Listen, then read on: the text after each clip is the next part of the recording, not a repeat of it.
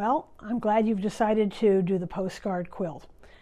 You may think that it's going to be a difficult quilt, and it won't be, because you're going to move step by step through each border. But let's go back a ways to why a postcard quilt. Many years ago, Kaif and I had the privilege of going to the Victoria and Albert Museum in London and examining and copying their gorgeous antique quilts. It was in far attic of the V&A that we climbed up and found these beautiful quilts in a dresser drawer. And the book that came from that was this. In Europe and in England, it's called Kaif Fassett, the V&A, but in America, they didn't know what V&A is, so it became Museum Quilts. And the postcard quilt is not in here. After we got done making the quilts, a friend of ours had a postcard with a fantastic quilt on it that was from the V&A, and we wanted to do that one too, but we didn't have time to do it for the book. So we did have time to do it for Quilt Road, and it became a very popular pattern in this book, and it was done in several colorways: pink, stone, and blue. Why is it called postcard? Because Kaif and I are not very imaginative, and we saw it for the first time on a postcard. There's no other reason. So, color is what Kaif is all about. It's what I've learned a lot about. And every now and then I come across a magazine or a photograph where the color combination really grabs me.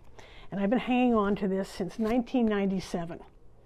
The colors in the base of this knocked me out, and I have hung on to this magazine for all those years. So when Philip Jacobs and Kaif did this gorgeous floral, I finally found a fabric that approximated what I'd been saving all these years, and this is this color combination. So now you know where it came from, how it came about, and now I'm going to go through the various tools and things I do to prepare to make a quilt like this one.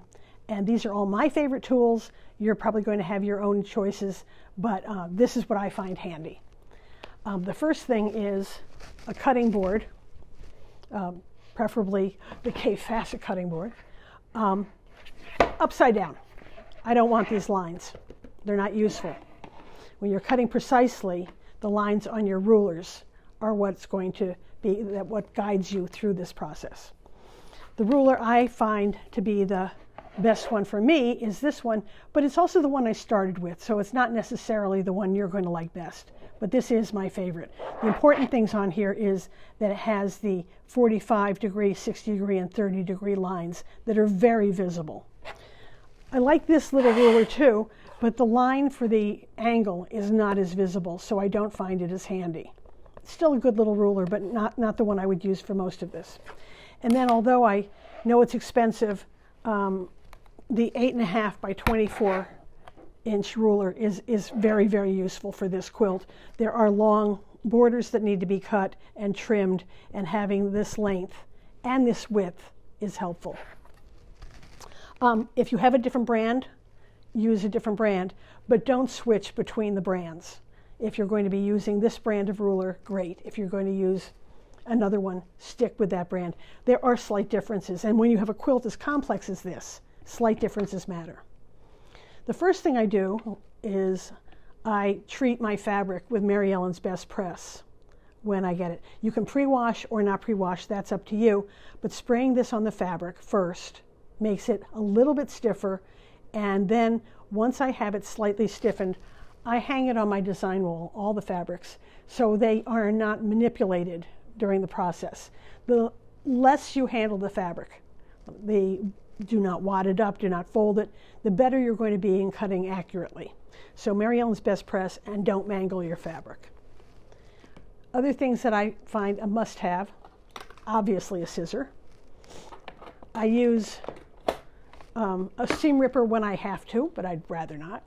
I like using a stiletto to guide the fabric under the needle on my sewing machine, keeping my fingers away from the needle. I prefer, and this is again a preference, this 50 weight Aurifil thread. It's a little bit finer going through your machine than many of the other brands. I like other brand threads too, but this one, just a tiny bit finer, I think it makes for much nicer piecing. So that's Aurifil 50 weight.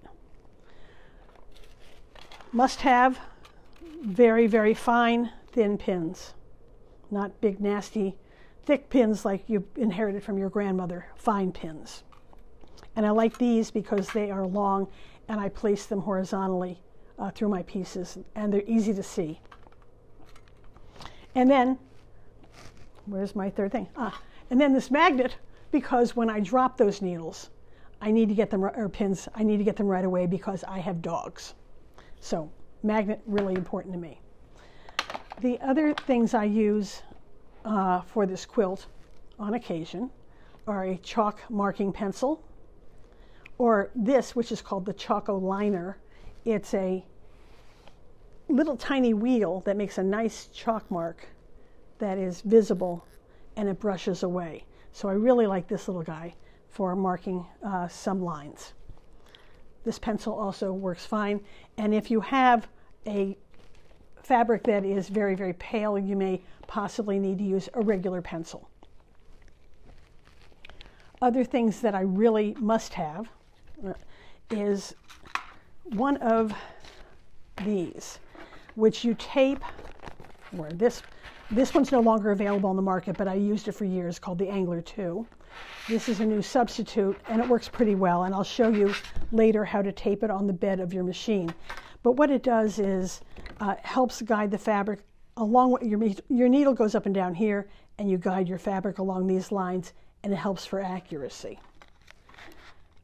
I use a lot of Post-it notes. I make notes along the way for when I'm cutting pieces. So let's say I have a rectangle that's 2.5 by 4.5 inches. I will draw a little rectangle and I'll put the measurement and I'll take it to my cutting board, because more often than not I'm interrupted by a phone call or something and I won't remember where I am. Post-it note, really handy. And then the big message I have for you today is treat yourself to a new blade.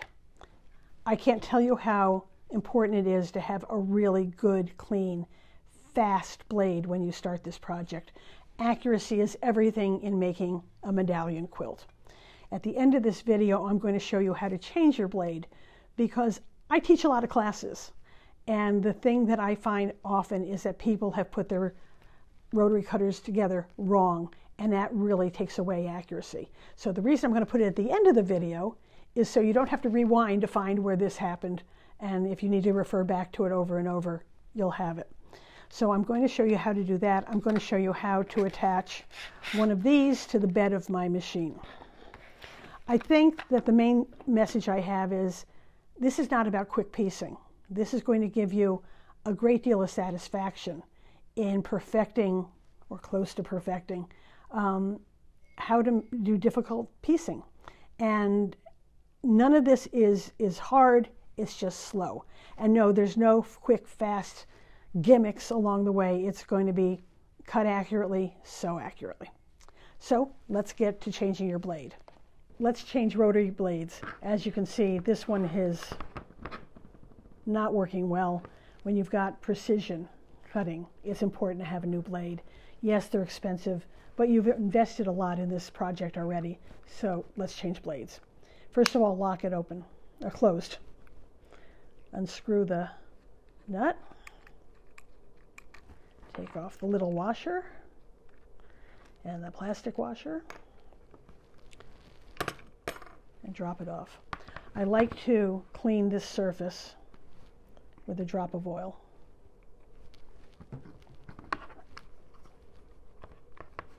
You can see there's dust gathered in there, lint. So let's try and get that out of the rotary cutter. And it's nice and clean. Open your new blade and let's place it on. Now I have several hints on ways to remind yourself of the right way to do this. I say, that was clumsy, sorry. I say that you want to put this on top so it looks like a halo. Too often I see people who've put it on the wrong side. By the way, left-handed people do it on the opposite.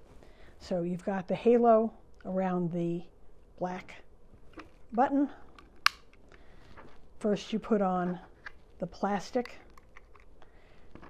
This little guy, you want to put it so it's a cup, not a mountain, a cup. Right here. And then you're going to put the nut on, but you're not going to tighten it so tight that the blade won't move. So it's important to just finger tighten it and then test it out to make sure that the blade moves. Can you see? The blade is moving beautifully.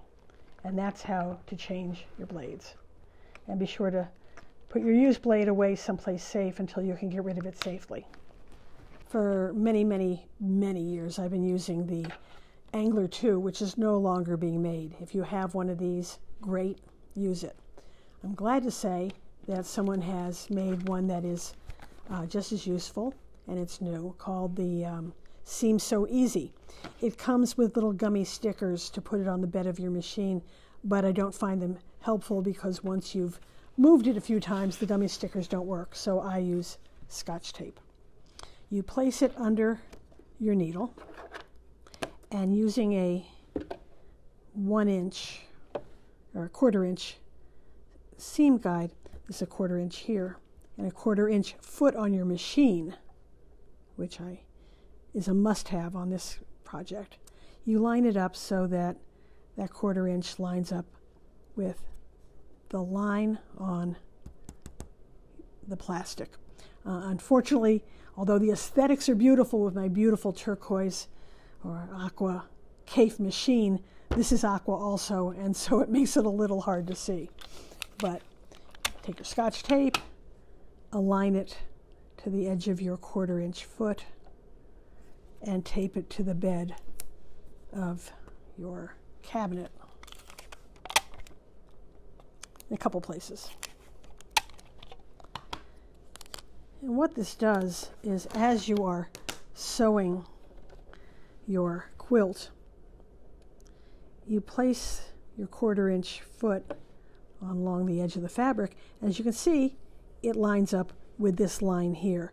And so instead of just watching here as you feed the fabric through, you can watch here, and it stays aligned to the 1/4 inch all the way up, and that makes for much better accuracy.